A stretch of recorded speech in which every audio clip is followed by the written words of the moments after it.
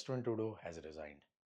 सो आज की वीडियो के अंदर हम लोग ये डिस्कशन करेंगे कि उन्होंने रिज़ाइन क्यों रखा एंड नंबर 2 ये चीज़ों का इम्पैक्ट इंटरनेशनल स्टूडेंट्स जो यहाँ पे हैं और जो आने वाले हैं इंडिया से, उनके ऊपर कितना ज़्यादा आएगा। Please make sure you watch the video till the end because आज की वीडियो बहुत ज़्यादा इंपॉर्टेंट होने वाली है यार। I will discuss few things जो मुझे लगता है कि हो सकती है। नो वन नोज़ कि वो चीज़ें होगी कि नहीं, बट मुझे ऐसा लगता है वो चीज़ें हो सकती है। बिकॉज़ पिछले 6-7 मंथ से मैं पॉलिटिक्स थोड़ा फ़ॉलो कर रहा हूँ। उससे पहले मैं फ़ॉलो नहीं करता था, बट पिछले 7-8 मंथ्स कह सकते हो आप। I am like in deep into politics. मैं देख रहा हूँ क्या चल रहा है, किस तरीके से चल रहा है एंड किस तरीके से ये लोग अपने आप को बचा के निकल जाते हैं। ये आपको आइडिया लगेगा। So please make sure you watch the video till the end. अगर आप लोग आने वाले हो या कनाडा में हो, कुछ भी है, वीडियो को पूरा देखना एंड आप अपना भी रिसर्च करना है यार। मैंने जो बोला है वो आप कमेंट सेक्शन में बता सकते हो, सही है, गलत है, आपके हिसाब से क्या है, क्या नहीं। बहुत सारी चीज़ें डिस्कस करने के लिए। सो ज़्यादा नहीं करते, वीडियो शुरू करते हैं। लाइक, सब्सक्राइब, शेयर ज़रूर कर देना। सबसे पहले उन्होंने रिज़ाइन रखा क्यों? अगर आप लोग पॉलिटिक्स लाइक पिछले 6 मंथ्स या 5 मंथ से फॉलो कर रहे हो ना गाइस, तो वो कोई भी पर्सन बता सकता है कि जस्टिन ट्रूडो कुछ ऐसा करने वाले थे। रेज़िग्नेशन रखने वाले थे या लाइक कुछ तो ऐसा करने ही वाले थे। बिकॉज़ अगर आप पार्लियामेंट में भी देखोगे तो जब भी डिस्कशंस होती थी या कुछ भी होता था, जस्टिन ट्रूडो की जो पार्टी थी ना, उनके ऊपर बहुत प्रेशर हो रहा था। कंज़र्वेटिव्स चढ़े हुए थे लिबरल्स के ऊपर पूरी तरीके से। लिबरल्स किसी के ऊपर चढ़ नहीं पा रहे थे बिकॉज़ वो लोग क्या ही बोलेंगे? उनके अंदर ही अंदर भसड़ मचा हुआ है सब कुछ। एक दूसरे के ऊपर प्रॉब्लम्स क्रिएट कर रहे हैं एंड प्रॉब्लम का मेन फेस कौन है? Justin Trudeau. Because he was representing the party, right? जैसे लिबरल्स का नाम आता है, आपके दिमाग में कौन आएगा? Justin Trudeau. उसके अलावा कोई भी मेंबर आपके दिमाग में आएगा भी नहीं। भले you can not only blame one person, उसकी अकेले की गलती नहीं है, पूरी की पूरी पार्टी डिसीजन लेती है। ठीक है, वो अकेला तो चलो वो डिस्कशन में इन्वॉल्व होता है एंड वो बताता है कि ओके ये करना है, वो करना है बाहर आके लोगों को। बट डिसीजन जो होते हैं वो तो पार्टी मेंबर्स के सब लोगों के होते हैं अंदर। दैट मीन्स पूरा का पूरा पार्टी ही, समझ जाओ, अब ज़्यादा बोलना नहीं है मुझे। सो अंदर ही अंदर वो लोग के बहसबाजी हो रही थी एंड बहुत सारे उनके लिबरल के जो मेंबर्स थे, उन्होंने डायरेक्टली इनडायरेक्टली जस्टिन ट्रूडो के बारे में बोला था कि भाई अगर हम हमारे पार्टी के रूल्स और वे ऑफ वर्किंग से ठीक नहीं है। ये बहुत लोगों ने कुछ महीनों पहले भी बोला था एंड कुछ लोगों ने अभी रिसेंटली रिज़ाइन भी रखा है पार्टी में। सो उसके वजह से क्या था, उनके ऊपर एक प्रेशर था एंड नंबर 2 बाहर की दुनिया का प्रेशर। अब दूसरा प्रेशर तो कैनेडियन से ही था because of the high cost of living. Food prices ऊपर जा रहे हैं, रेंट्स ऊपर जा रहे हैं, रियल एस्टेट मार्केट बहुत ज़्यादा बिगड़ा हुआ है। उसके अलावा भी there are thousands of problems in Canada. So वो सारी चीज़ों को लेते हुए उनको प्रॉब्लम था। उसके अलावा यूएस में डोनाल्ड ट्रंप के आने के बाद तो और दिक्कत हवा टाइट हो गई थी बिकॉज़ डोनाल्ड ट्रंप के और इसके रिलेशन बिल्कुल भी अच्छे नहीं है। ट्रंप के और ट्रूडो के रिलेशंस बिल्कुल भी अच्छे नहीं हैं। तो ये भी एक बहुत बड़ा इकोनॉमिकल क्राइसिस ला सकता है कनाडा के अंदर अगर जस्टिन ट्रूडो कनाडा का फेस रहा तो। Because Donald Trump is going to come soon. कुछ दिनों के अंदर वो आ जाएँगे एंड एज़ सून एज़ ही कम्स, वो फुल पावर में आया है भाई, तो वो चाहे तो बहुत कुछ कर सकता है यूएस के अंदर एंड वो करेंगे। I am sure Donald Trump is going to do because उनका लास्ट टर्म रहेगा ये। सो वो देखते हैं अब क्या करेंगे क्या नहीं, उसके बारे में अभी डिस्कशन नहीं करना है। बट एनीवेज हम ट्रूडो तक रहते हैं, ज़्यादा जाएंगे नहीं हम। सो ये एक और रीज़न था उनका रिज़ाइन रखने का कि भाई वहाँ पे अगर ट्रम्प आया और उसने टैरिफ बढ़ा दिया तो इकोनॉमी में बहुत बड़ा झटका पड़ने वाला है। सो ये 2 3 4 5 रीजंस की वजह से ट्रूडो को रिज़ाइन रखना ही पड़ता। तो ये हो गया दूसरा। अब बात करते हैं इंटरनेशनल स्टूडेंट्स पे और जो लोग इंडिया से यहाँ पे आने वाले हैं वो लोगों पे क्या इम्पैक्ट आ सकता है। देखो नंबर वन अभी क्या होगा, Justin Trudeau has resigned but March 2024 या कुछ इसके डेट के इर्द गिर्द उनका टोटली पावर चला जाएगा। अभी फ़िलहाल के लिए वो एकदम ही गए नहीं हैं, ही इज़ रिजाइंड।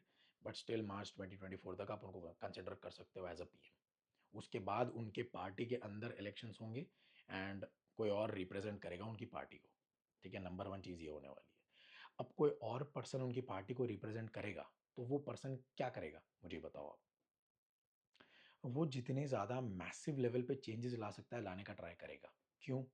बिकॉज़ पिछले 10 सालों में लिबरल्स ने जो भी तरीके से डिसीजंस लिए हैं, वो सारे डिसीजंस नेगेटिव प्रूव हुए। या नेगेटिव भी नहीं कह सकते तो इम्पैक्टफुल प्रूव नहीं हुए। उन्होंने जो भी चीज़ें करी वो बिल्कुल भी काम नहीं करी है। इमिग्रेशन बढ़ा दिया, जो भी उन्होंने बहुत कुछ ऐसा किया हुआ है जो बताना नहीं है मुझे इंटरनेट के ऊपर, बट एनीवेज़ तो वो सारी जो भी चीज़ें उन्होंने करी है वो बिल्कुल भी अच्छी नहीं थी। वो मुझे भी पता है, आपको भी पता है, सबको पता है। पिछले काफ़ी महीनों से या 1-2 साल से मैं ट्रूडो के पीछे पड़ा हुआ हूँ, मेरे वीडियोज़ के अंदर वो भी आपको दिख रहा होगा। एक चीज़ थी, वो लोग के पार्टी के जो अभी नए पीएम आएँगे, उनके ऊपर सबसे बड़ा प्रेशर ये रहेगा कि 8 मंथ्स के अंदर पूरा पार्टी का इमेज चेंज करना है। तो इमेज चेंज करने के लिए ही has to take steps at a massive level. या तो इमिग्रेशन में बहुत ज़्यादा पॉजिटिव या तो बहुत ज़्यादा नेगेटिव, कुछ सुनने में मिलेगा आपको। 1 मिनट मैं क्लियर कर देता हूँ, जो लोगों का एप्लीकेशन ऑलरेडी हो गया है पीआर के लिए या जिन लोगों ने फाइल डाल दी है, इस तरीके का कोई है, वो लोगों को कोई प्रॉब्लम नहीं आएगा। बिकॉज़ एक बार आप वो पाथवे में अपना फाइल डाल देते हो, अगर रूल चेंज भी होता है तो वो आपकी जो फाइल पाथवे में चली गई है, वो चली गई है। उसको कोई छेड़छाड़ी नहीं कर सकता। जो लोग रखने वाले हैं, उनको दिक्कत आ सकती है। दैट मीन्स जो स्टूडेंट है, जो भी पढ़ाई कर रहे हैं यहाँ पे, या तो जो लोग वर्क परमिट पे जिनका अभी पीआर का कोई स्ट्रीम नहीं निकला है, कुछ इस तरीके का निकला है, तो वो लोग को दिक्कत आने वाली है।